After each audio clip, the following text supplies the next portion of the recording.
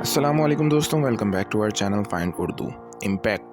Impact کا مطلب ہے اثر یا تاثر۔ امپیکٹ کا مطلب ہوتا ہے کسی چیز کا اثر یا تاثر جو کسی دوسری چیز پر ہوتا ہے۔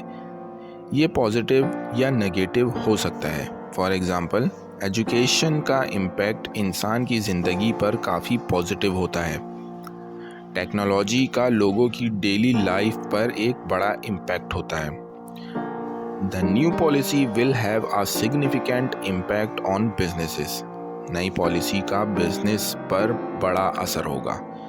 تو دوستو، امپیکٹ کا مطلب ہے کسی چیز کا اثر یا تاثر جو کسی دوسری چیز پر ہوتا ہے۔ امید ہے اب آپ کو امپیکٹ کا مطلب سمجھ میں آ گیا ہوگا۔ ملتے ہیں نیکسٹ ویڈیو میں۔ شکریہ۔